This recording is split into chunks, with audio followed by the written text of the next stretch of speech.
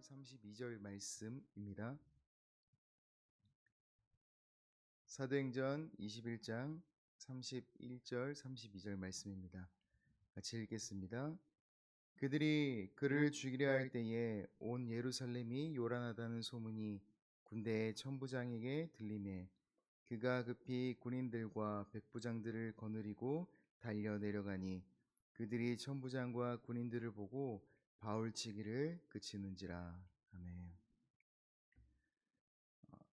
앞서 본문 29절을 보면 유대인의 고소에 대하여 사도행전 기록자 누가는 유대인이 전에 에베소 사람 드로비모가 바울과 함께 시내에 있는 것을 보고 바울이 그를 성전에 데리고 들어간 줄을 생각하였기 때문에 그러한 소요 사태가 일어났다라고 이야기를 하고 있습니다. 당시에 성전에는 이방인들은 출입을 할 수 없었습니다. 이방인들은 그 성전에 있는 이방인의 뜰까지만 들어가도록 허용되어 있었습니다. 유대인은 이방인이 유대인의 그 뜰에 넘어오지 못하게 하려고 한 1.5m 정도 되는 담을 쌓아 설치하였는데 거기에는 이방인이 그 담을 넘어오면 성전을 못 오겠다는 혐의로 이방인은 이곳을 넘어오게 되면 돌로 쳐 죽임을 당할지니라 라는 그 팻말을 그 담에다가 기록하기도 했었습니다. 한편 바울이 에베소에서 유대인과 이방인 사이에 그 막힌 담에 대해 썼을 때 아마 이 이방인의 뜰까지 쳐있던 그 담을 바울은 염두에 두고 썼던 걸로 생각되어집니다. 어찌되었든 그 30절에 보면 유대인이 바울에 대해 말한 것 때문에 온 성이 소동하여 백성이 달려들었음을 보여주고 있습니다. 이렇게 바울을 향한 유대인의 그 마음은 증오심으로 가득 하였음을 볼 수 있습니다. 그들은 오해와 거짓말을 섞어가면서 이방인들을 혐오하듯 바울을 혐오하기 시작했던 것입니다. 그러므로 바울은 이전에 유대인의 입장에서 그리스도인들을 박해했던 사람인데 이제는 그리스도인으로서 유대인에 의하여 박해를 받게 되는 바울의 입장에서는 참 아이러니한 그런 상황 가운데 놓이게 된 것입니다. 백성이 바울을 잡으려고 모여 있는데 바울의 이러한 형편은 과거의 백성이 예수님을 잡으려고 모인 그 장면을 한편으로는 생각나게 합니다. 무리가 바울을 죽이려 할 때에 온 예루살렘이 요란하다는 소문이 천부장에게까지 들렸다라고 오늘 읽었던 그 본문 가운데 기록되어 있습니다.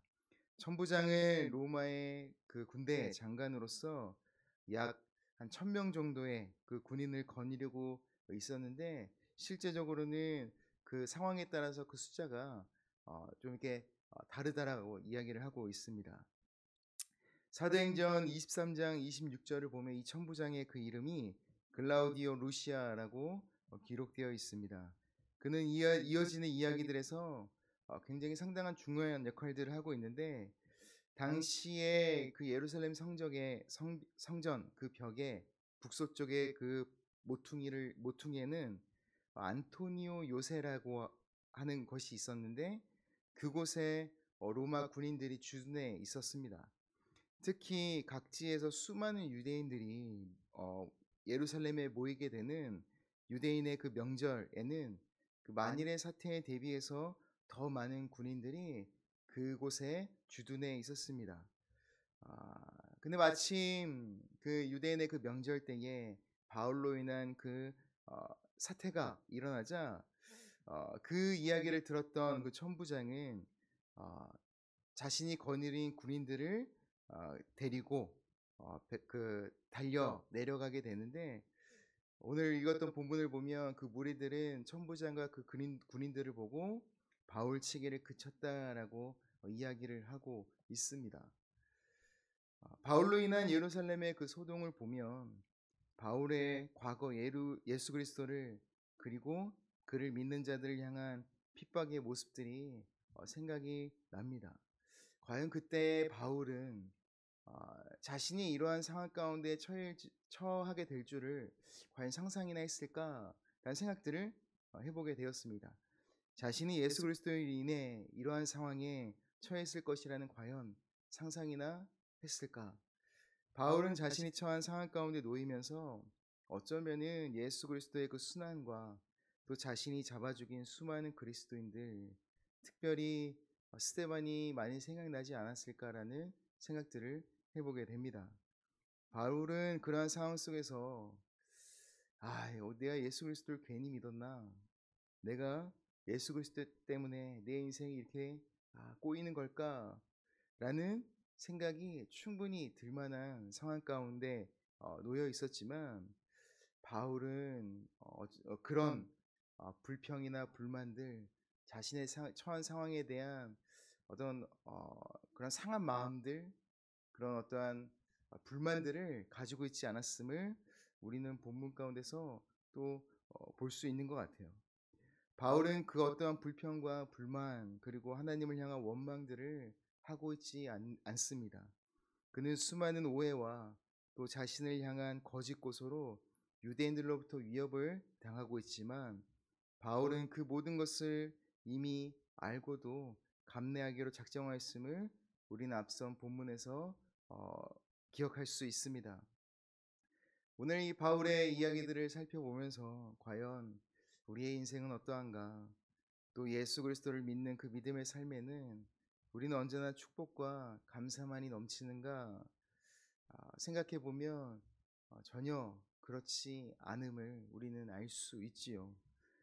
우리가 예수 그리스도를 믿는 믿음의 삶에는 바울의 상황처럼 오해와 또 거짓 고소, 또 억울함 등을 당한 순간들이 있을 수 있습니다. 그리고 그 시간들을 우리는 감내하고 인내해야 하는 순간이 있을 수 있지요. 바울은 예루살렘에서 당할 고난에 대해서 이미 많은 사람들로부터 이야기를 들어서 알고 있었지만, 바울은 전혀 그 위협과 고난과 어려움을 피하지 않았습니다. 바울은 도리어 그 고난과 그 위협 앞에 당당히 마주하는 모습들을 볼 수 있습니다. 우리는 이 바울의 모습들을 통해서 우리는 과연 예수 그리스도를 믿는 그 믿음의 삶을 살아가며 어떤 기대를 가지고 살아가고 있는가라는 것들을 고민해 보게 되었습니다. 우리는 온전한 믿음의 삶에는 당연히 하나님의 축복과 그 형통함만이 있을 것이라는 그런 어떤 핑크빛 기대를 가지고 신앙생활을 하고 있지만, 실제 우리의 삶은 전혀 그렇지 않음을 우리는 반드시 기억해야 할 것입니다. 우리가 온전한 신앙생활을 하게 될지라도 하나님을 향한 헌신과 또 온전한 수고와 또 선한 삶과 또 하나님이 우리에게 살기 원하시는 그 거룩한 삶을 살지라도, 실제로 우리의 그 삶 안에는 우리가 예상치 못한 위협과 또 삶의 고난과 또 어려움과 오해와 또 거짓 고소로 인한 억울함과 또 궁핍, 또 가족을 잃는 또 그런 아픔들, 또 건강의 상실 등과 같은 우리의 삶 속에서 언제나 우리가 상상할 수 없는 예기치 않은 일들이 일어날 수 있음을 우리는 알 수 있습니다. 어쩌면 바울과 같이 우리는 그런 어려운 순간을 마주할 때에 그 시간들을 통해 하나님께서 뜻하시는 것이 무엇인지, 또 하나님의 계획은 무엇인지, 또 이때에 하나님께서 갖고 계시는 그 하나님의 뜻과 그 마음은 무엇인지, 우리는 그 시간들 속에서 어떻게 반응해야 되는지 기도하며 기다려야 될 줄 믿습니다. 예루살렘의 소동은 사도행전의 뒤 이야기를 보면 바울이 로마로 나가고자 하는 그 시작이었음을 우리는 알 수 있습니다. 그것이 바로 하나님의 뜻인 것입니다. 우리의 인생 속에서 우리가 이해되지 않는 시간들, 상황들에 놓일 때에 우리는 그분의 뜻을 기다리며 또 기도하며 또 그분의 마음이 무엇인지를 분별하기를 간절히 간구하며, 그렇게 우리의 믿음의 삶을 통해 하나님의 그 뜻이 온전히 내 삶 속에서 이루어지기를 간절히 소망하며 순종할 수 있어야 될 것입니다. 우리의 생각대로 또 우리가 원하고 바라는 대로 나 중심적인 그런 믿음의 삶이 아니라, 어쩌면 우리가 하나님의 그 마음과 뜻을 다 이해할 수 없을지라도 내 삶 속에서 그 하나님의 뜻이 온전히 이루어질 수 있는 그런 믿음의 삶을 내가 오늘 하루 하나님 앞에 드리겠습니다라는 그 마음과 또 순전한 그 순종과 그 믿음을 가지고 오늘 하루를 살아갈 수 있는, 그래서 내가 이해할 수 없을지라도 내 삶 속에서 그 하나님의 뜻이 온전히 이루어지는 그 일들을 경험할 수 있는 우리의 삶이 될 수 있기를 간절히 소망합니다. 같이 기도하겠습니다. 하나님,